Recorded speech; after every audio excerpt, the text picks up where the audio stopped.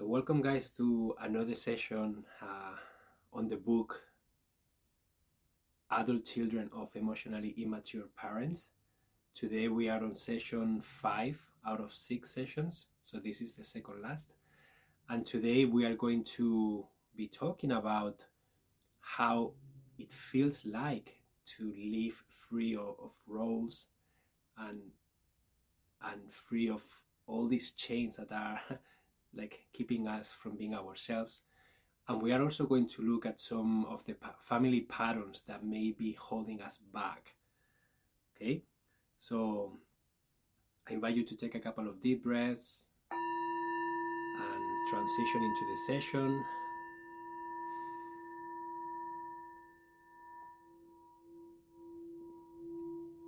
Today's session is going to be a little bit lighter than the other ones. At least that's what I'm sensing, that's what I'm feeling. It's gonna be a little bit more inspiring because we are going to start connecting with what's on the other side of doing all this work that is really hard. What are the benefits that we are going to experience, and how is our life going to look like on a different way.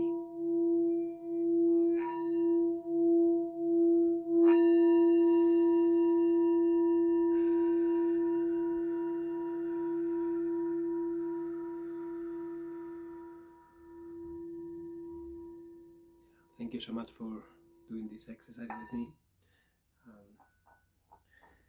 So let's keep going with this beautiful book, okay? Adult Children of Emotionally Immature Parents from Lindsay C. Gibson, okay? Hi Loretta, I am fine, how are you doing? I'm doing okay today. I just went to play some squash, move my body, so I'm feeling good. So I'm happy to be here with you guys. So today, chapter 9 of the book, in case you have the book, but how it feels to live free of roles and fantasies. So in past sessions, we talk about the self-roles that we may create when we are little because we don't get our needs met. Being our true selves didn't get our needs of attention, of emotional connection, of being taken care of. We didn't get what we needed.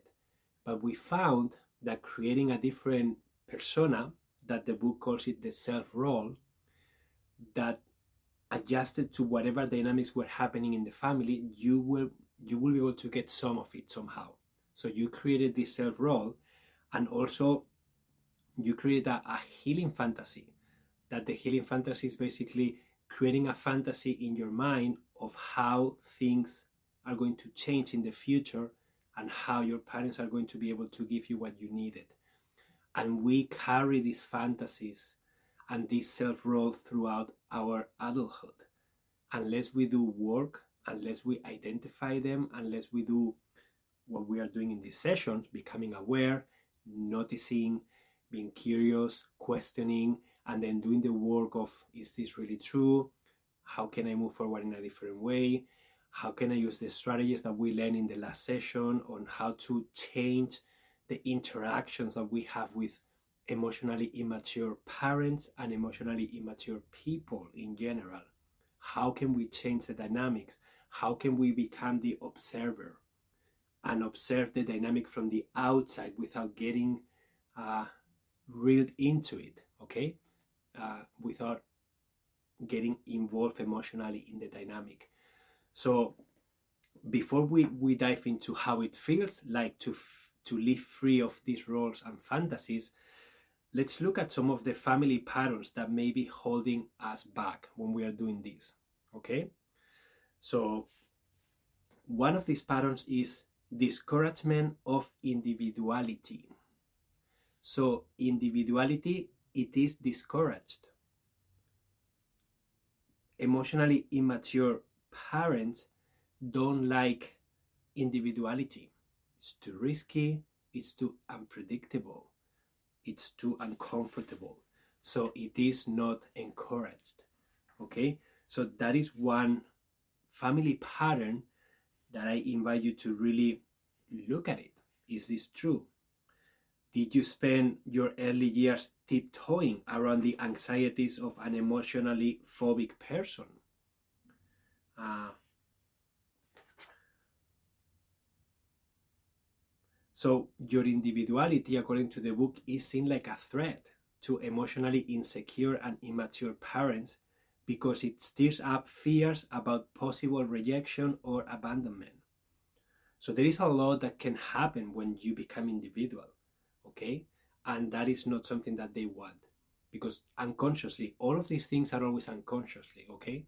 So they didn't decide consciously, I am going to be an emotionally immature parent, I am going to negate you what you need. So this is all unconscious.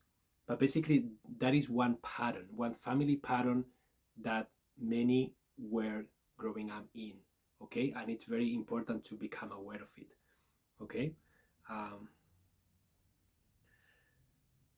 Another pattern, denial of individual needs and preferences. So this is very related to the other one. But basically, your individual needs and preferences are denied. And you are in this family dynamic. And we talked in the last session about this enmeshment. Basically, these patterns, these dynamics that happen that includes everybody. And there is no individuality anymore. You are a part of something that is happening, that family pattern, that family system that has been created and runs a family. So denial of individual needs and preferences is another family pattern that you can look at and really question, was this my reality? Is this something that I am experiencing now? Am I carrying some of this? Is some of this holding me back? Is some of these patterns holding you back from being the person that you want to be, from really owning what you want, for feeling safe enough to express your preferences and feeling that you are worthy, that you deserve to have that, right? Many times we feel like, no, I don't want to take up space. I don't want to talk. I don't want, it is selfish to ask for what I need. But many times it's like, no, that's your right. You just were grown in a household that maybe that wasn't allowed. So the book says, in such families, internalizing children often learn to feel ashamed of the following normal behaviors. Okay? So these behaviors that I'm going to read now, when you were growing in these kind of families, children, especially internalizing children. So if you remember in session 1 or 2, we talk about internalizing and externalizing, two different coping mechanisms to cope with emotionally immature parents. So the children who are internalizing, basically they don't express emotions. They are normally, everything happens inside. So you don't really know what's going on either. From the outside, you don't know what's happening because everything is inside of them. So these are some of the behaviors that they feel ashamed of. Enthusiasm, so being enthusiastic about something. Spontaneity, just being spontaneous. Sadness and grief over hurt, loss, or change. So feeling sad, feeling grief, that was unwelcome. Uninhibited affection, saying what they really feel and think. So you didn't feel safe to probably express what you really felt and what you really thought. Expressing anger when they felt wronged or slighted. So you didn't feel allowed to express anger when you were feeling angry about something. On the other hand, they are taught that the following experiences and feelings are acceptable or even desirable. Okay? I'm gonna read this and then I go to the comments. So these are the things that they encouraged. Okay? Obedience and deference toward authority. Physical illness or injury that puts the parent in a position of strength and control. Uncertainty and self-doubt. Liking the same things as the parent. guilt and shame over imperfections or being different, willingness to listen, especially to the parents' distress and complaints, stereotyped gender roles, typically people pleasing in girls and toughness in boys. Okay, so these are some of the things that were encouraged, and it's just another awareness piece, another awareness tool about, is this something that happened to me? Is this something that I'm still carrying and believing it is true? And all these family systems and all these behaviors, it's important to really go one by one and really assess if that exists in your life, because you won't be able to move forward if you don't recognize this, if you don't become aware of it, if you don't become aware of the impact that these things have in your life currently. And then from this place of awareness, then you can get started with the strategies that we learned. Then you can get started transforming these beliefs into some other beliefs that are more empowering right now for you. Okay, so let me see some of the comments that you guys are sharing. Yeah, my ex family was like that. My ex's family was like that. Everything had to be done together. Couldn't do anything without them. Yeah, Juliet, I actually feel the same. It wasn't really promoted when I was little to do my own thing. We always say together. It was weird if I was doing my own thing in the presence of other people. So the impact that that has in my reality now with my wife is that sometimes I will feel abandoned. If she's making her own lunch and she doesn't think about me, it may trigger that, oh, I'm feeling sad, I'm feeling lonely, I'm feeling abandoned, you don't care about me, you don't love me. And that dynamic, we are healing that dynamic together, because I sense that there is codependence coming from this.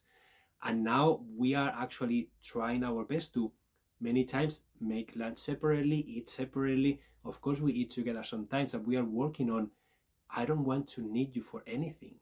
I want to spend time with you, but I don't want to have the need of.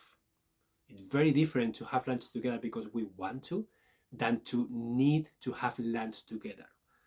And if we don't, you don't love me, you blah blah blah. So thank you for sharing that, because it's so true. Many times codependence exists because of these beliefs. What if I have lived my whole life under those terms? Repress individuality. How can I change that after decades of living that way?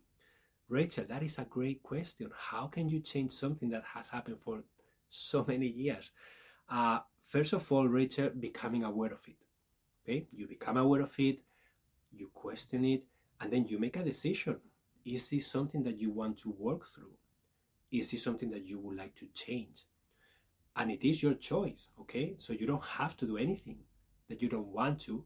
But if you sense that this is holding you back, if you sense that it's time to do something about that, then you can choose to start doing something about that. In my case, as I share with my wife, that's coming up, okay? In the last months, it's like, it feels weird for me to go to the house, make myself lunch, don't even ask her, and eat alone on the table when she's on the other room. It just feels weird for me. To me, it just feels so weird. But then I have to work through that, because she says, Emilio, sometimes I'm not hungry at the same time as you. Sometimes I have a yoga session right after, and I'd rather eat earlier or after you play squash and you don't want to eat. So sometimes it's okay if we don't eat together. And sometimes we have a beautiful date and we eat together. So it's about starting to take a different action. And when you do that, you are going to start steering dynamics. That is also true in your family. You are going to start rocking the boat. But again, if this is your decision, if this is your choice, you can start doing the work. Okay, you can. So let me see. I remember myself as a very sad child. People would ask me to smile. Even to this day, I am afraid of people losing it, starting to yell. Yeah, Iris, that's a traumatizing event for you. And that is something that if you choose to, you can look at it and you can try and work through it, right? This is, I mean, there is a lot of work around inner child trauma, inner child work, shadow work. Those are some types of therapy. Family system therapy is also a thing that exists. So there are a lot of avenues for us to be able to look at these things. There are meditations that is all about inner child healing. So there is a lot of things that you could do if that is your choice. Yeah, me too. The Iris, anger scares me. Yeah, anger scares you, of course.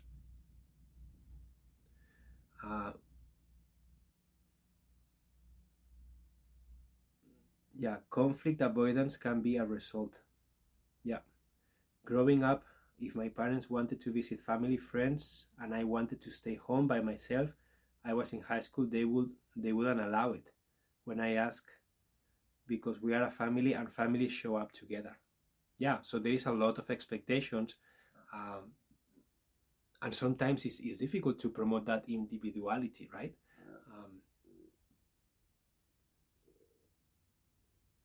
Yeah, it's cultural.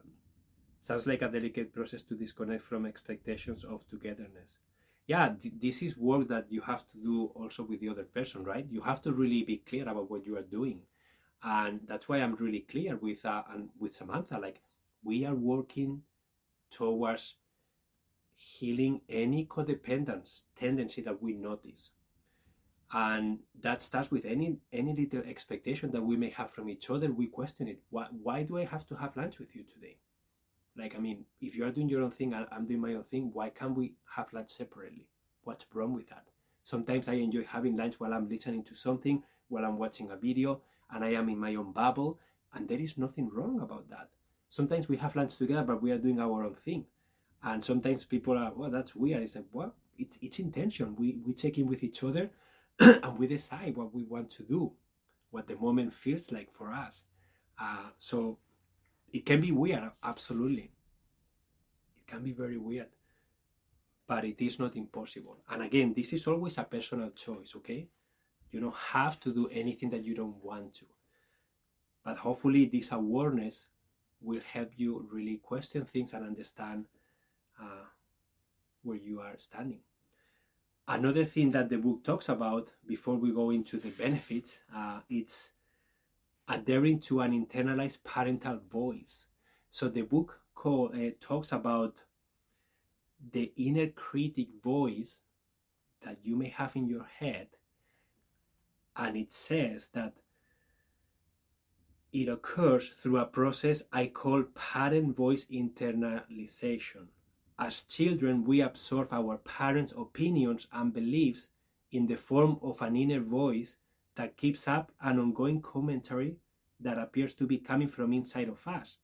But often this voice says things like, you should, you better, you have to, but it may just as frequently make unkind comments about your worth, your intelligence, or moral character. So this is the inner critic voice that we may have, and the book really recommends to really question those voices, to really tackle them. And it talks about a book. It says, although this commentary sounds like your own voice, it's really an echo of your early caretakers. If you would like to learn more about this, the book, Conquer Your Critical Inner Voice, can help you identify where your inner voices came from and how to free yourself from their negative influence. So there is a book called Conquer Your Critical Inner Voice that can support you in the process of recognizing those voices and really healing them, transforming them into something different.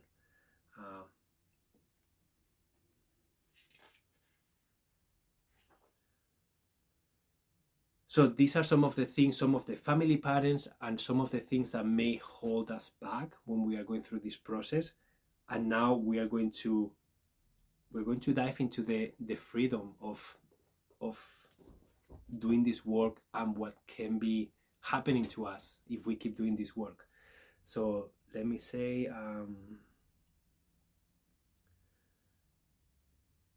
my fear of others' anger carries information. For me, it means that I am feeling unsafe. I am working on reparenting that scared child in my head and stay out of the other person's story, to stay in my own lane and out of whatever made them angry. It's theirs, not mine. Yeah, Becca, I just want to talk about that anger piece, okay? Because it is okay to be angry. It is okay to find a way to express that anger, but it is not okay to go to someone and just dump it on them without consent, without creating a container, without asking for permission. That's not okay. And without being connected to your heart. So there needs to be a boundary here. For example, with my wife, what we do when we are angry, we will say with each other, I need to express something, and can you hold space for me? And then we may create a specific time, like, okay, I give you 5 minutes, or I give you 10 minutes, or you have my attention for 2 minutes. And then we try to express that anger, but we try not to dump it. We try to like express it, right? We are expressing the anger because it's about us. It's not about the other person. So we try to hold space for each other. So if someone comes to you and they start doing that, you can hold your ground and you can say, I'm sorry, I'm not ready to receive this. You have to let me know that you are doing this. This is not okay. This is actually, you are abusing me right now, and I don't accept that. So you can set a boundary, and you can leave. If they don't stop, you can just go and leave and create space. So I don't know what dynamic is. I don't know who is in front of you sharing anger, but that's a dynamic, and you can break that dynamic by not participating in it. So I just want to make that clear, that it is not okay to do that. And we all have the choice to don't accept that. And it makes sense that if it has been a dynamic that has happened for a really long time, it's not going to be easy to get out of it, but it's not impossible. And as soon as you change, that dynamic is going to change because you are no longer being a part of it. Okay? Wow, sounds like a good couple strategy. So Iris, this is one of the things that we learned in our 6-month couples program that we did. They invited us to say, you need to have tantrums sometimes. Just have a tantrum. Be witnessed by your couple having a tantrum. And my wife is very vocal, and she screams, and and sometimes she does that. So, Samantha, do you want to have a tantrum? Yes. So here, 2 minutes, go for it. And I hold space, and I am working my capacity to be with that anger and don't collapse, don't run away. And she's working on her capacity to express that emotion and let it go and be seen in that emotion. And it's beautiful. It's beautiful to watch. It's beautiful when, as I say, you are not, wow, you are, this feels like this. And when you did that, I felt that way. Whatever. You can do the tantrum however you like. But that's an exercise that you can practice. That can be a new dynamic that you guys create for each other. Do we need to say, I am sorry, though, when we hold out our boundary hand? Becca, it's your choice. You don't have to say, I'm sorry. You say, sorry, I'm too polite because I've been in Canada for 12 years now, okay? I didn't used to say I'm sorry so much. But Samantha says I'm sorry pretty much on every sentence. You don't need to say I'm sorry. No, you can just say, excuse me, I'm not ready for this. Excuse me, you didn't ask for consent. It's not okay what you're doing. You have to stop right now. Or you can ask them a question. Do you need to express? Okay, let's just set a timeline. I don't want to be here for half an hour. I don't know. However it comes to you, right? And it also depends on how emotionally mature the person in front of you is. Some people they won't understand what you are doing, but that's what you are modeling to them. You are modeling to them setting boundaries. You are modeling to them it is not okay to do what you are doing. You are modeling to them, with me, that dynamic doesn't work. So yeah, you can say I'm sorry, or you don't have to. Because I'm not sorry. They are angry unless I caused it. Yeah, exactly. If they are angry, why do you have to be the recipient for that anger? It's just not fun, right? Yeah, so do you guys have any other questions before we dive into the good stuff? Yes, indeed, but still hard to hold your own triggers. At that moment, your partner is venting their triggers.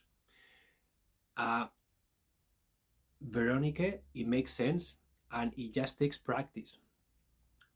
Keep in mind that Samantha and I, my wife Samantha and I, we have been practicing doing intentional dialogues for a really long time.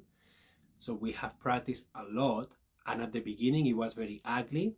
We were not able to do it, and it took us a bunch of times to show up for each other and to be willing to mess up, to be willing to just show up the best we could in that moment.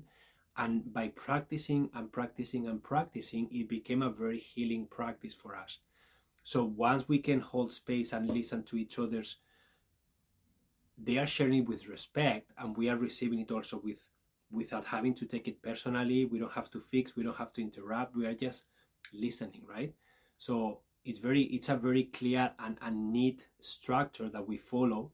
So that's why creating structure around these things is so important, because if you don't create some sort of boundaries or limits or structure to be able to express these things, it's very easy to have someone in front of you for half an hour just venting on you, and you just don't want all of that. That's not fair. So that's why it's important to really, first, you have to be ready to receive that. Second, you can decide for how long, and it is not, you don't have to do anything with it. You just have to witness and validate, maybe. But that's it.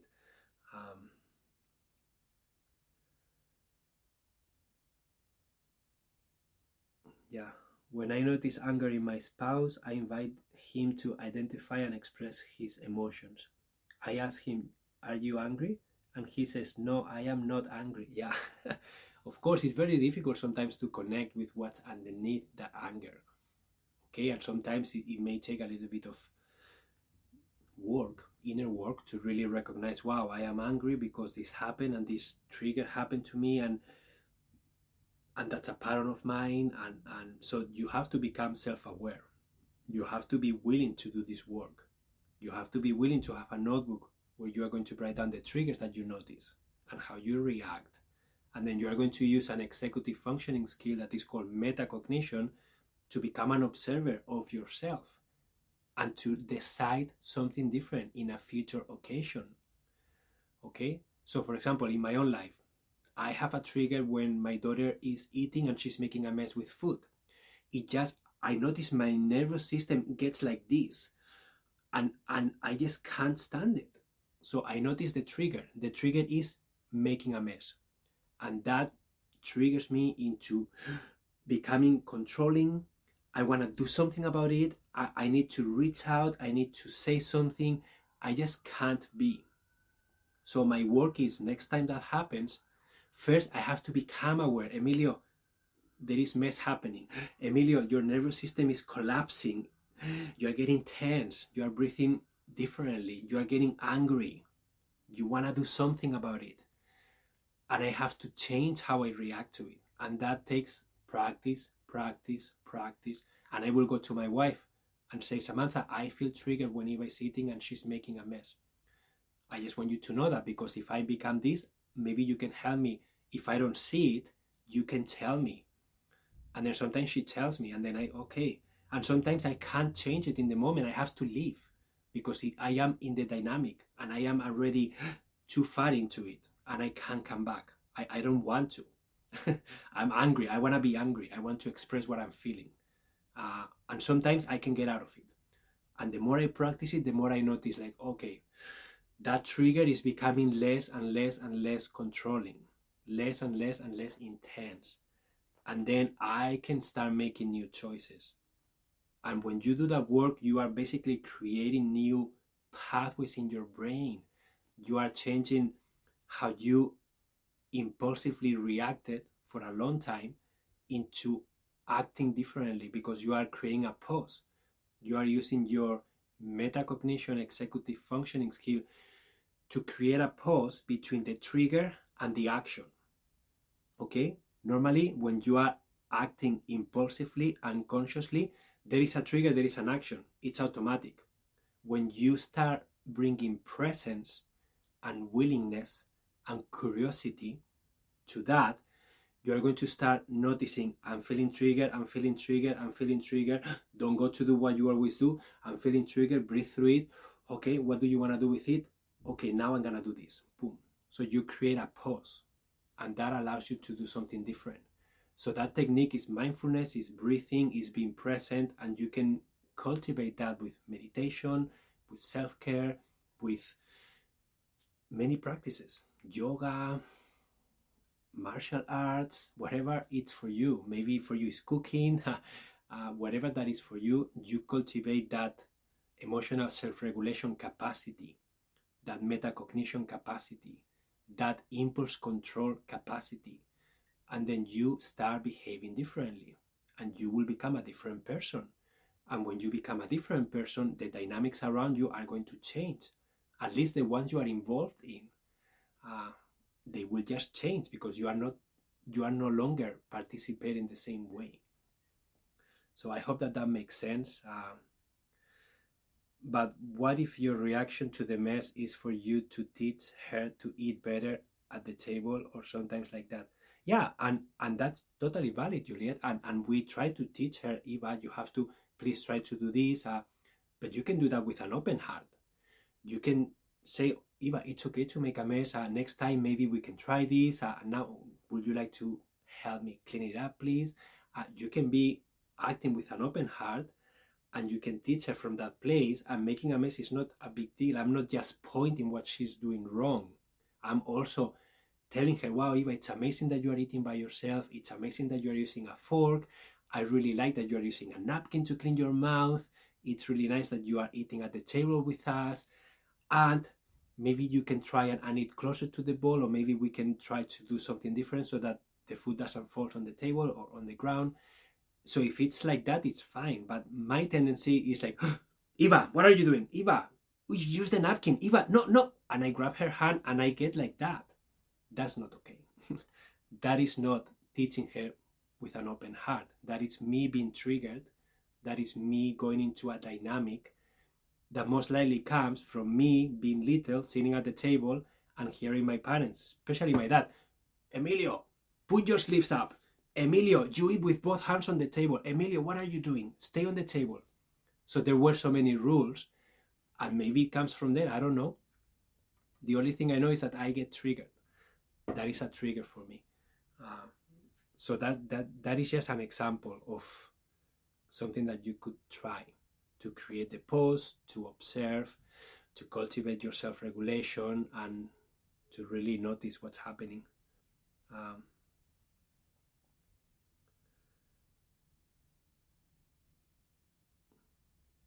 Yeah, so let's read some of the benefits, okay, of doing this work and what it may feel like to live free of self-roles, free of healing fantasies, free of having to get involved in this emotional roller coaster and dynamics that no longer serve you, and how when you start using the strategies that we learned in the last session, how can you start interacting in a different way, and what is that going to give you?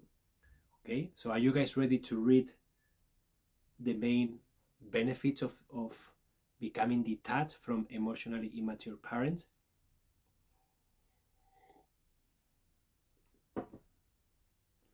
Yes, okay, let's do it. Oh, my legs are falling asleep. So the first one, freedom to be human and imperfect. So you can be free to be human and imperfect. How does that feel? You can just be yourself. You can just show up the way you need to. You don't have to do things. You don't have to do things perfectly. If you make mistakes, it's okay. No one is gonna be behind you telling you things. Second one, freedom to have your genuine thoughts and feelings. You can feel and think whatever you want because they are yours and you don't have to be influenced by anyone else.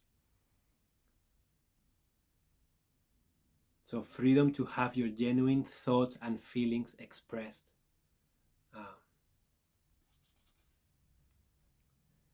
Third, freedom to suspend contact. So let me explain that. Freedom to suspend contact. With who? With the person that is emotionally immature, with the person that is putting you in the dynamic that is hurting you. This is something that you can set a physical boundary. You can set a boundary of, I am not going to see you for the next week, month, whatever that timeline is for you, because you're doing the work. And you notice, like, I cannot see this person yet because I am still healing myself. And when I am ready, I will then start contact again. So you have the freedom to suspend contact if you need to. And it doesn't have to be forever, okay? But you have that freedom. And then the other one is freedom to set limits and choose how much you give. So this one goes in hand with the other one, okay?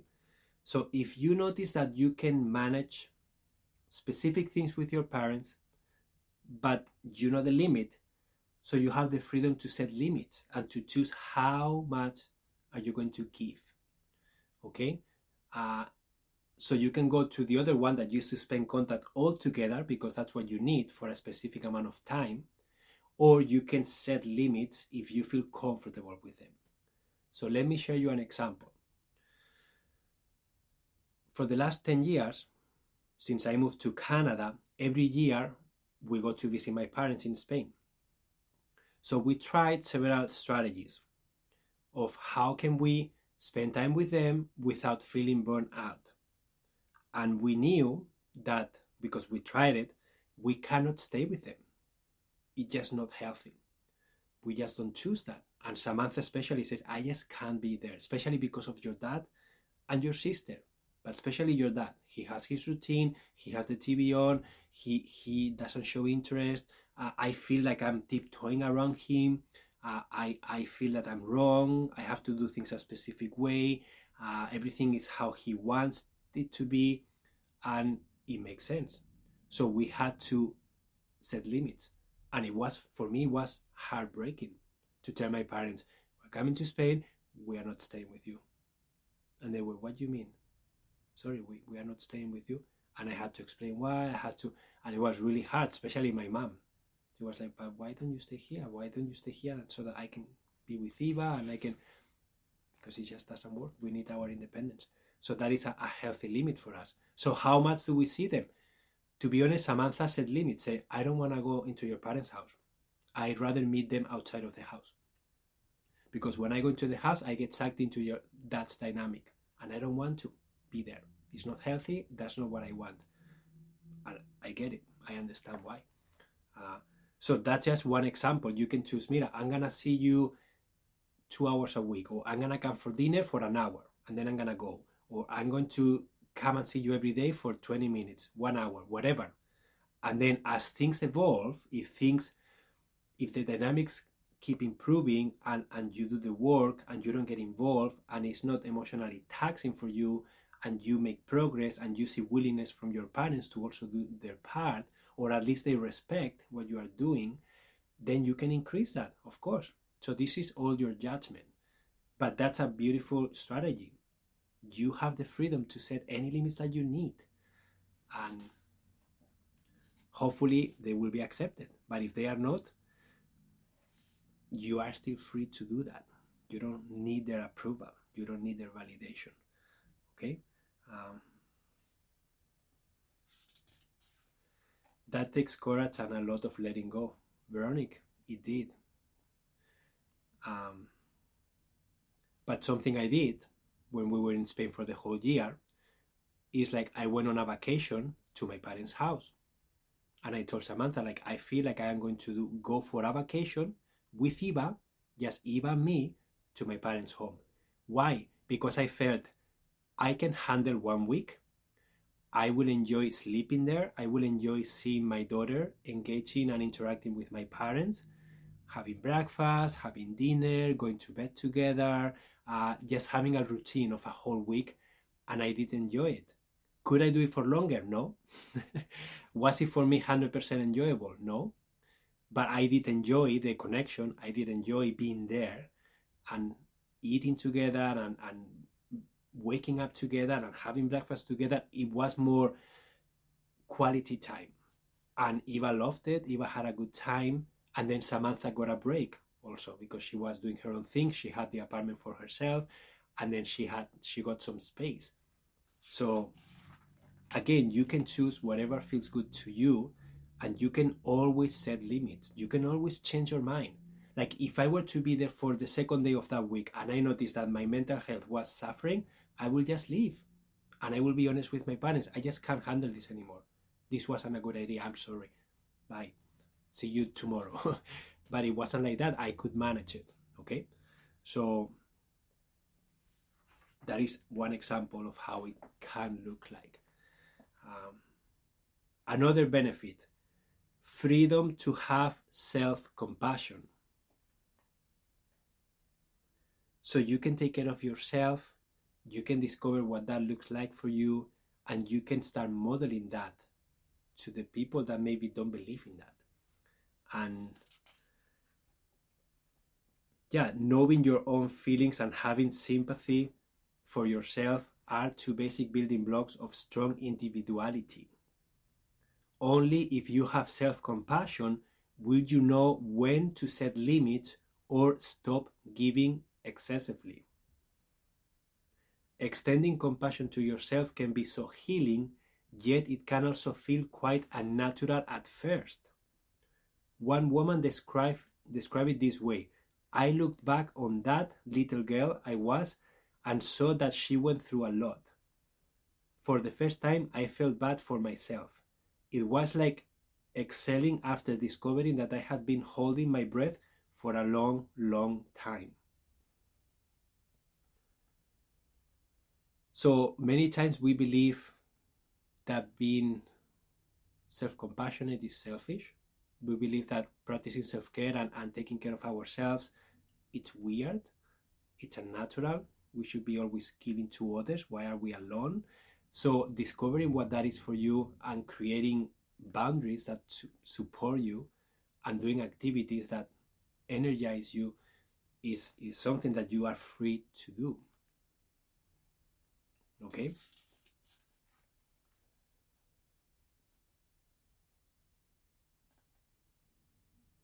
Another one, freedom from excessive empathy. Okay? So this is the one where, and I'm sure many of you are going to relate, if you are empathetic and you can put yourself in someone else's shoes, sometimes something happened to the other person and then you get so involved that you will get lost in what happened to them and you will forget, oh, this is me and this is them and this is the line, right?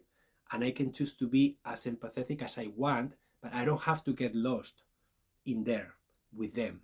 And most likely it's not going to serve them anyways if you do that.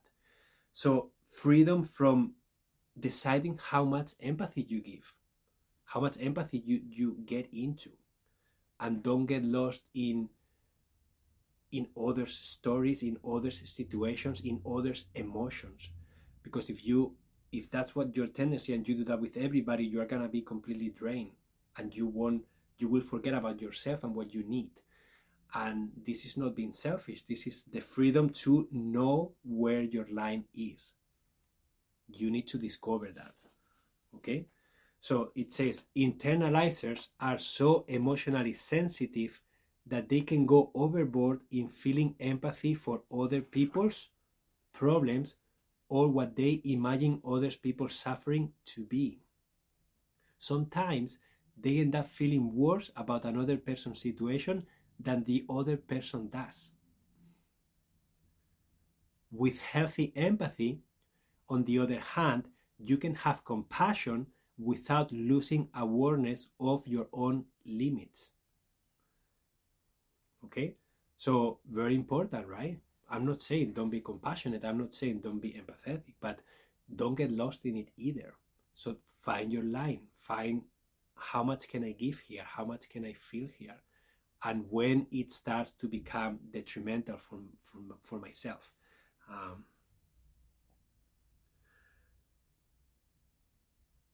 So Juliet says, did Samantha's stance with your parents create unspoken tension from them towards her?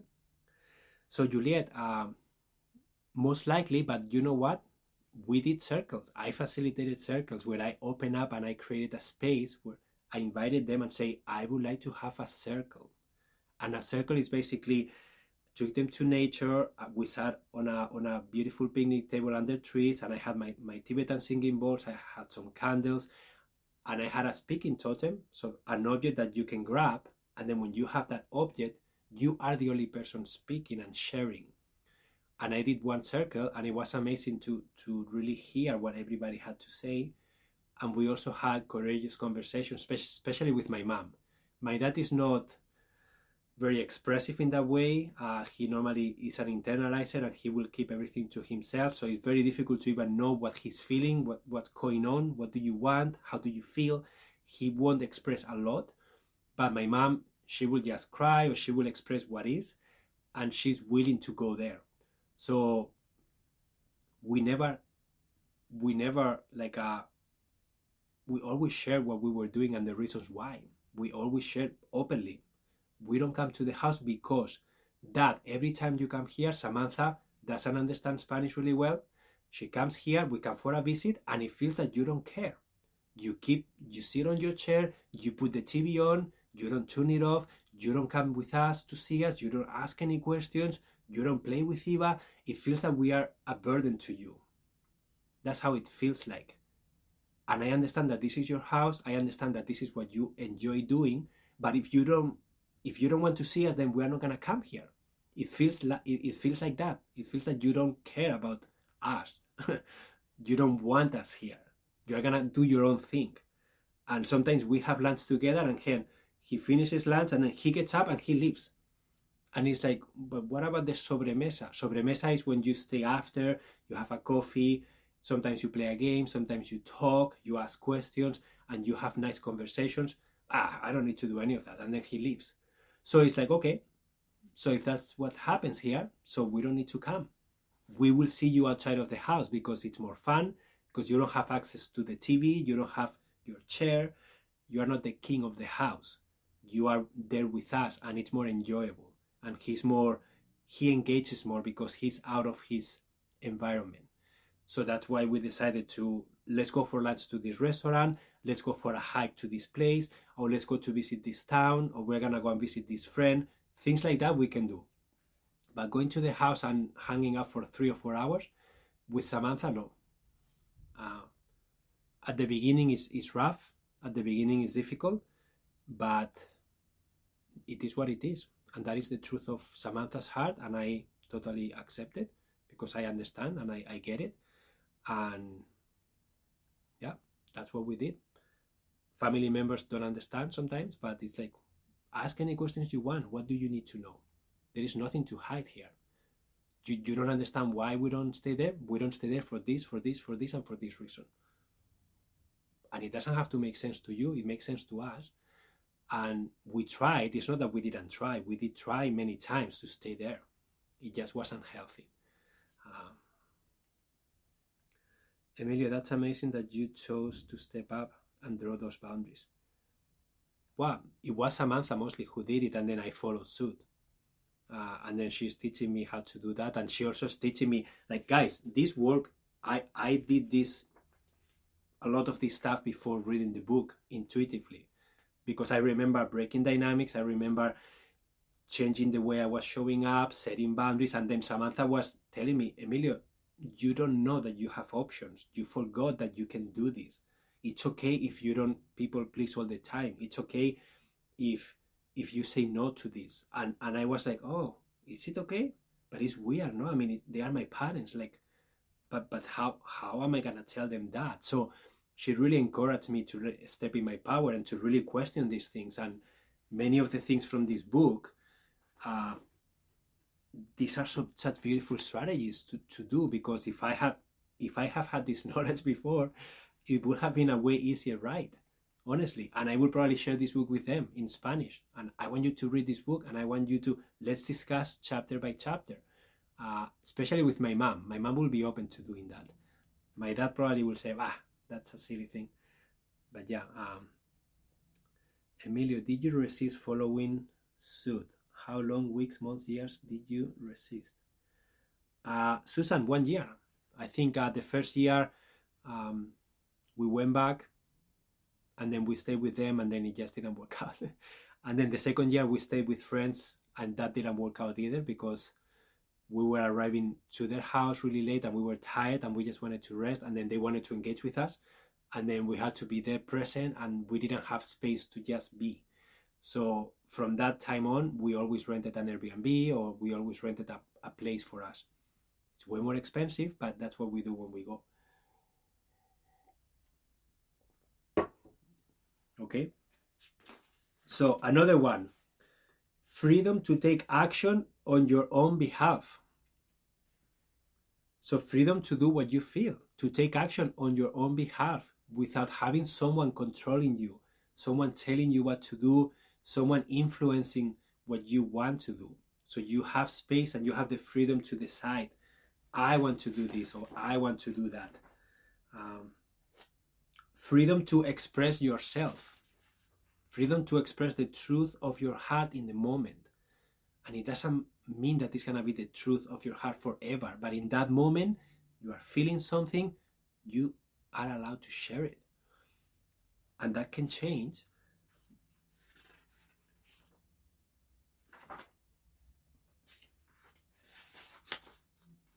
Freedom to approach all relationships in new ways. So this is what I did with my parents, right? I approached the relationship in a new way, because I still love them, but I was noticing dynamics that I didn't want to keep being involved in. I see dynamics that are not healthy, and I respect them, but I will talk about them, and I will be honest about them. And if they don't want to change them, then I set the boundaries that we were talking about. I am free to set the boundaries.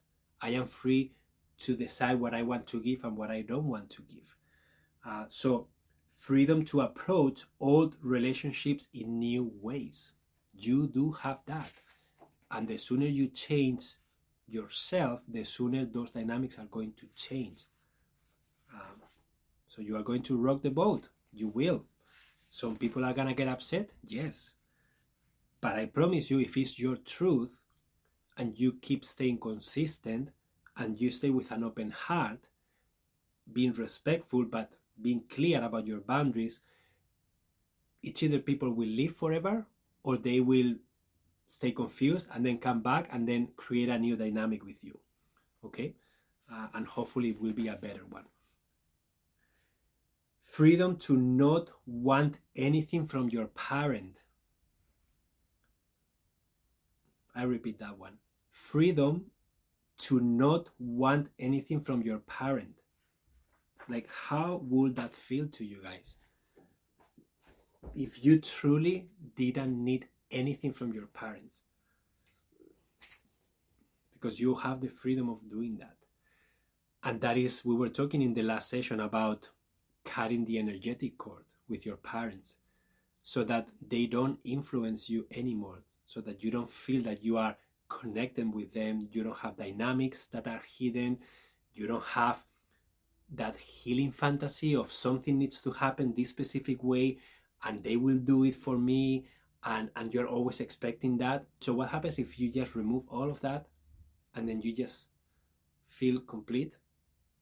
You still love them, but you don't need anything from them. Just imagine the freedom that that will generate in you.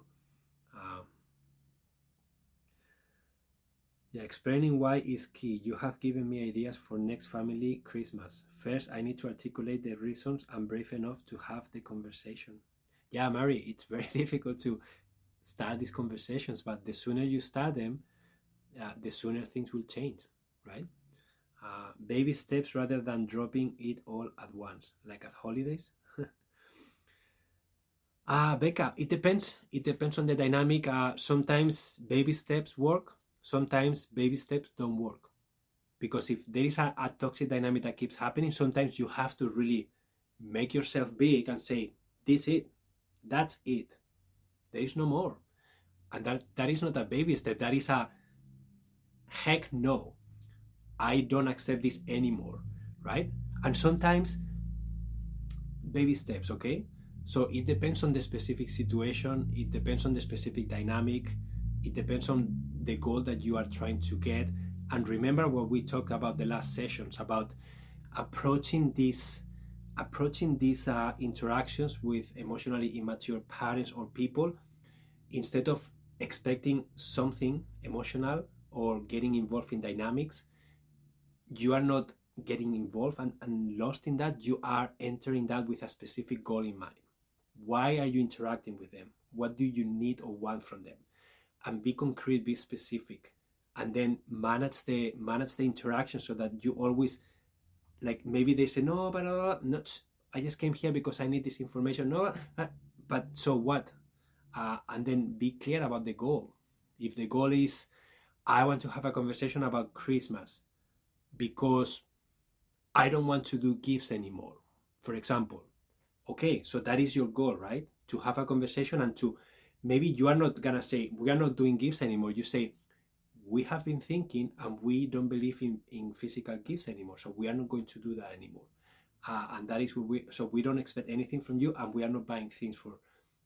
So I don't know.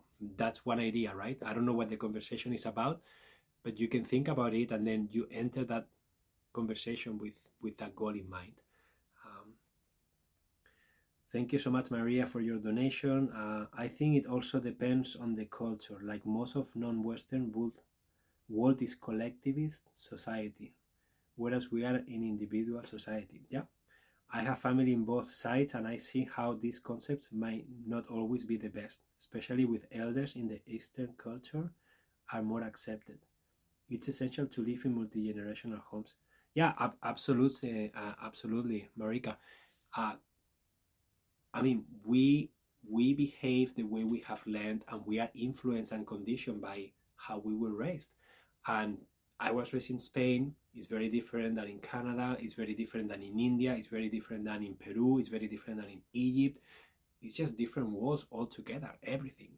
So absolutely, you have to understand, and you have to be respectful, and you are still free. Okay.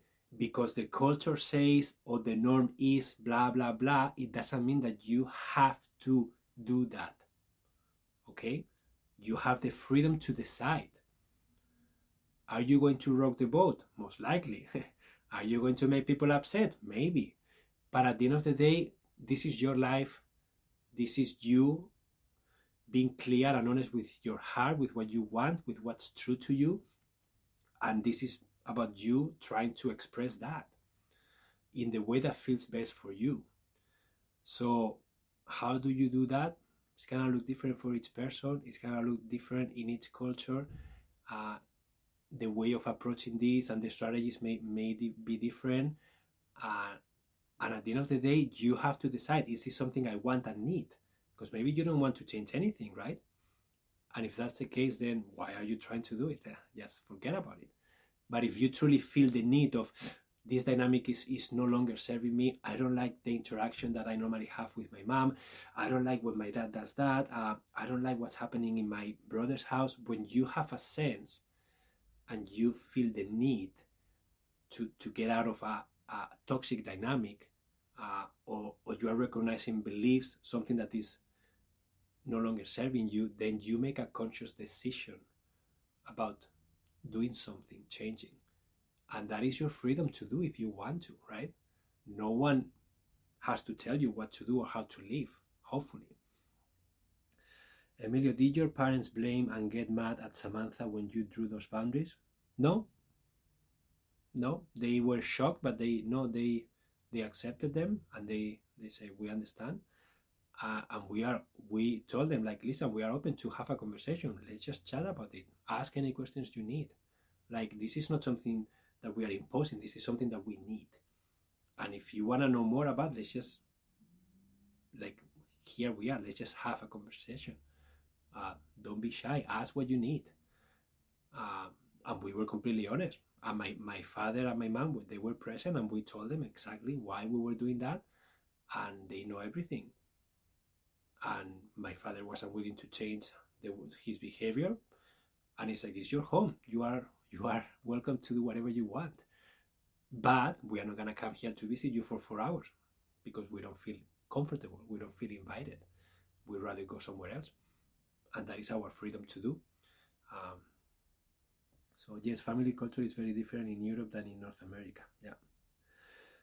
Yeah. So guys, thank you so much for being here today. I hope that this session brought some awareness to these things to look forward to, right? And also the dynamics that we talk about that may be holding you back, especially the inner critic voice that may be showing up constantly, and then the beliefs that we created about being independent, thinking about ourselves, being imperfect, being human, expressing our feelings, our thoughts, etc., etc. Hopefully you recognize or related to some of that.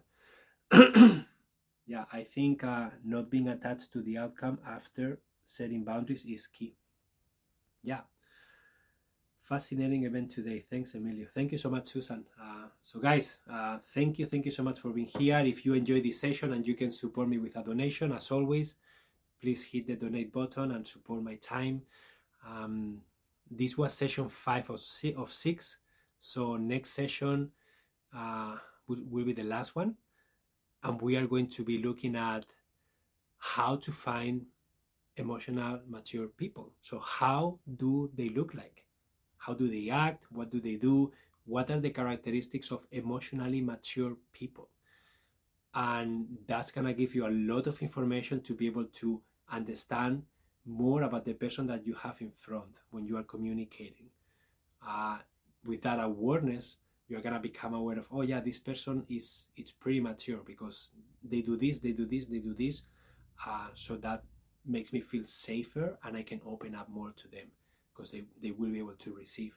Or maybe you notice red flags, and then it doesn't mean that you are not going to hang out with them, but at least you are aware of, and then maybe you can work around, or maybe you can model how that looks like so that they can learn from you, or maybe you have a conversation, or maybe you talk about the book. I don't know, whatever the moment calls for. But yeah, it will be a beautiful session. It will be the last one about this book. Okay. Yeah, thank you, Emilio and team, for the review on this important topic. You are most welcome. Emilio welcomes comments in his group called Your Thrive. Yeah, there is a circle called Your Thriving Lifestyle that you can join on Insight Timer, and you can share anything you want in there. You can share how things are going. If you are practicing any of these strategies, feel free to use that as a container. Okay? Amazing, guys. Have a wonderful rest of your Thursday, and I will see you in the next session if you can make it. And remember that I have recordings of all the sessions that you can find by going to my profile link on Insight Timer, and then you click on the About tab, and then you click on the link that you have in there, and there is an option that will tell you Insight Timer live sessions recordings. Okay, so feel free to go there if you need to watch the recordings. Amazing. I'll see you in the next one.